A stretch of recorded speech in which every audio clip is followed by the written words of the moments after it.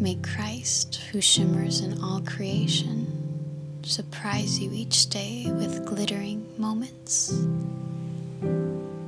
When you can see again how light lives in everything, how it partners with dark soil to bring forth aster and lavender, rosemary and daffodils, 100 kinds of squash, kale and cabbage, apple and berry, grapes sweetened by the sun. How the dough you knead in your hands is an alchemy of touch and time. How everything is a call to communion. The wafer of moon, a chalice of stars. Let the mystery of it all dance in your heart, always widening your horizons, inhabiting new landscapes. May you know each moment as sacred, and everything around you a call to remember this one true thing.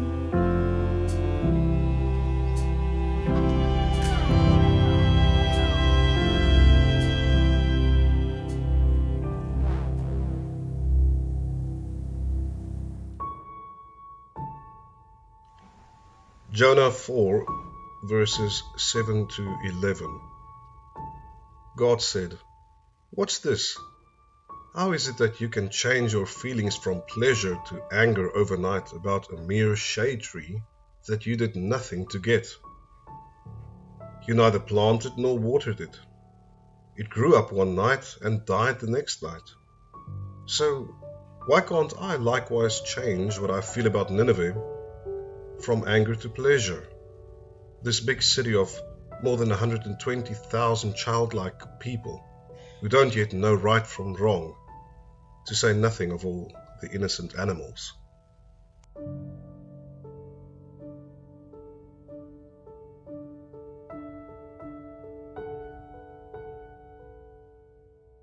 Laat een aand is ek en my vrou en 'n vriend op pad terug van hulle reunie af, en net voordat ons stop, sien ons uit die bloute in die kar se ligte 'n klein bokkie. En ons vries. En toe begin ons fluister. Want is die reëls, as jy 'n klein bokkie sien, dan fluister jy.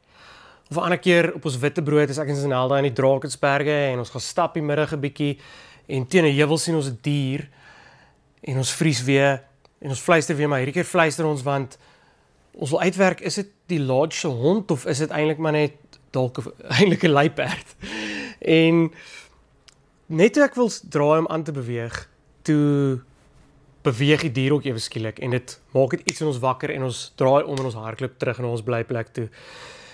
En dis 'n eenvoudige stories net om iets te wys van hoe daar iets met ons gebeur wanneer ons in aanraking kom met dit wat wild is, met die natuur, met diere. Daar gebeur iets en ons kan dit nie ontken nie, maar dit is so maklik om te leef asof dit nie so is nie en om te vergeet daarvan, om eintlik vergeetagtig te wees daaroor.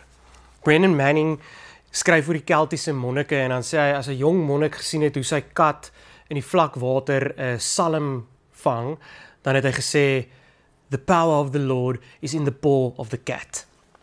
En dit wys vir hom hoe hulle net so ander uitkyk gehad het op die wêreld as ons, in die sin dat hulle dit wat stoffelik was, of dit waarna jy kan vat, en die geestelike was, daar was nie so groot onderskeid vir hulle nie. Dit was alles op 'n manier verbind.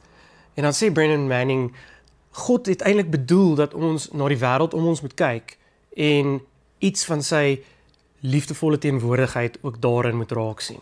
Nou is dit vir my so, as ek na die wêreld om my kyk, sien ek iets van God se liefdevolle teenwoordigheid raak. Dan hang seker af hoe ek na die wêreld kyk, of na watter wêreld ek kyk as ek dit so kan stel, maar Brennan Manning praat spesifiek van die aarde, die wildernis. Hierdie aarde onder my voete, wat ek so maklik misloop. As ek met intensie en met teenwoordigheid tyd spandeer om dit raak te sien, dan beleef ek God se teenwoordigheid en God se liefde. Ek kan dit nie ontken nie. En dit gee vir my hart 'n kans om dit wat stoffelik is en dit wat geestelik is, om agter te kom dat die dit nie so relevant is, dat daar 'n onderskeid tussen die twee is nie. Dit raak al hoe minder relevant, die oomblik as ek in die wildernis kom, of in aanraking kom met enige iets wat wild is. En ons baie dele van die Bybel, baie goed in die Bybel, wat praat oor die wildernis, die natuur, diere. Maar een interessante een is Jona. Jona eindig baie skielik. Dit is baie bekend daarvoor. En hierdie Bybel kan mens dit eintlik sien. Soos dit eindig hieraan, as ons 'n hele stuk oop. Nou die ding is, omdat dit so skielik eindig, baie keer vergeet ek wat eintlik in die laaste stuk van Jona staan. So hier is die laaste paragraafie van Jona. Jona was kwaad vir God en hy antwoord God hom nou en hy sê vir Jona, "What's this? How is it that you can change your feelings from pleasure to anger overnight about a mere shade tree that you did nothing to get? You neither planted nor watered it. It grew up one night and died the next night. So why can't I likewise change what I feel about Nineveh from anger to pleasure? This big city of more than 120,000 childlike people who don't yet know right from wrong, to say nothing of all the innocent animals." Dis die laaste woorde van Jona. To say nothing of all the innocent animals. Die feit dat dit daar stop by die diere, dink ek is vir my genoeg rede om te dink ek moet ook bietjie stil staan by die diere, as ek dink aan Jona se storie. So Jona is woedend en verbitterd en God gee vir hom in die antwoord daarop 'n beeld van onskuld, en hierdie beeld is kinders en dan ook die diere. Maar ongelukkig is Jona teen hierdie tyd al verby die punt van luister daarna. Sy hart kan nie meer uitgaan, selfs na die onskuldige diere toe nie. En hoekom is dit so? Een rede is omdat Jona agtergekom het dinge werk nie uit vir hom soos wat hy gehoop het dit gaan uitwerk nie. Ferdinand Deist, die Ou Testamentikus, skryf oor Jona se belewenis. Hy sê Jona het eintlik heeltyd nog gehoop dat sy hart met dieselfde maat klop as God se, en nou besef hy dit is nie meer so nie. So dit het te doen met sy hart, maar dan is hy nie bereid om sy hart aan te pas nie. Hy hak vas met wat hy bo in sy kop weet. Hy weet, hy is deur 'n groot klomp uitdagings om hier te kom, en hoekom wou hy hier by Nineve uitkom, sodat hy die mense kan kom reg sien. Hy het 'n lys van wat hy moes deurmaak, en ek dink heel bo aan daai lys is waarskynlik iets soos groot vis se ingewande, al daai groot goed wat met hom gebeur het. Hy hak vas daarby, en hy kan nie verstaan hoekom God nou skielik met medelee wil optree teenoor hierdie mense wat vir hom so vreemd is nie. En die feit dat hulle so vreemd is en dat God hulle kant kies, maak eintlik dat God ook vir Jona vreemd raak, omdat hy nie sy hart toelaat om te luister nie. Omdat hy nie sy hart toelaat om God raak te sien in die wêreld om hom nie. En dit is hoekom dit vir my belangrik is om te onthou om in aanraking te kom met dit wat wild is. Want anders raak ek ook vervreemd van God. Vervreemd, ja, miskien het ek 'n klomp kennis en 'n klomp goed wat ek weet oor God, maar daar's iets wat ons in dit wat wild is, in die wildernis, beleef wat ons bloot nie kan weet nie. En dis eintlik voor die hand liggend. Soos dink jy aan sonsondergange, skoenlappers, sterre, berge, besies, donderstorms, swalkies, walvisse, wewernessies. Al daai goed is goed wat, as ek selfs daaraan dink, dan weet ek, daai goed spreek van self met 'n taal wat eenvoudig nie met ons gewone taal, ons koptaal verwoord kan word nie. Ons almal weet dit eintlik. Dit is vanselfsprekend, maar nogtans is ek geneig om soos Jona te raak en te probeer wegskram. Nou moet ek vra, hoekom is een rede dat Jona ook wegskram, is baie mense sal dink Jona het baie hoogmoedig opgetree, en ek dink daar was miskien iets daarvan, maar ek dink daar was ook iets anders in Jona se optrede. Hy was nie net hoogmoedig nie, ek dink hy wou ook homself probeer beskerm op hierdie manier. Dit is hoekom hy nie wil luister, want hy steur so baie, dat hy nou voel, nee, dis tyd dat hy bietjie opstaan vir homself. So hy probeer homself beskerm, maar die hartseer daarvan is dat hy eintlik op hierdie manier sy hart inhok. Sy hart het 'n behoefte daaraan om wild te wees, of om in aanraking te kom met dit wat wild is, en dit sou hom waarskynlik kon gehelp het. Maar hy laat dit nie toe nie, want hy hok sy hart in 'n poging om sy hart te beskerm. Die teendeel daarvan is wanneer ons kan onthou dat die wildernis regtig eintlik heeltyd teenwoordig is op soveel maniere, hierso selfs in die Bybel ook. As die Bybel 'n fotoboek was, of as daar foto's in die Bybel was, dan sou baie groot gedeeltes daarvan eintlik soos National Geographic fotoblaaie kon gelyk het. Want daar is dit die hele tyd hierdie teenwoordigheid van die natuur en van diere en van dit wat wild is. Maar Jona, wanneer hy sy hart inhok, dan laat hy homself eintlik alleen staan. Hy maak homself eintlik eensaam. Hy sukkel om God se medelee te deel met hierdie diere en hierdie mense wat God eintlik wil wys, hoe moes hulle nou geweet het? En dan verder dan daai verwys weer daarna, die storie begin met 'n groot see en 'n groot vis en groot gebeurtenisse, en dan eindig die storie met 'n klein boompie en 'n klein wurmpie, en hierdie klein wurmpie eet die boom op en Jona bly alleen agter. So Jona is alleen omdat hy homself toegemaak het, omdat hy sy hart toegemaak het. En daar is iets aan die wildernis en eensaamheid. In Markus 1 vers 23 hoor ons van Jesus self in die wildernis. In die boodskapvertaling sê dit so: toe Jesus in die wildernis was, in die woestyn, as 'n toets, dan sê dit, Jesus was egter nie alleen nie. En hoekom was hy nie alleen nie? Die wilde diere van die veld was by hom, en die engele het gesorg dat hy alles het wat nodig was. So as selfs die wilde diere vir Jesus selfs geselskap kan wees, hom kan help om nie alleen te wees nie, dan dink ek dit kan goed genoeg wees vir ons ook, om te besef, dit is belangrik vir ons, om uit te kom by dit wat wild is, om ons wille harte 'n regverdige kans te gee, om iets anders raak te sien as dit wat ons bloot net kan weet. Jona het sekere goeders al te goed geweet, maar ons harte het iets anders nodig. En Richard Rohr beskryf dit so, hy sê, wanneer ons nie 'n wesenlike verbintenis met die natuur om ons het nie, dan vergeet ons, of kry ons nie die kans om te beleef hoe ons eintlik behoort hierso in hierdie skepping waar ons leef nie.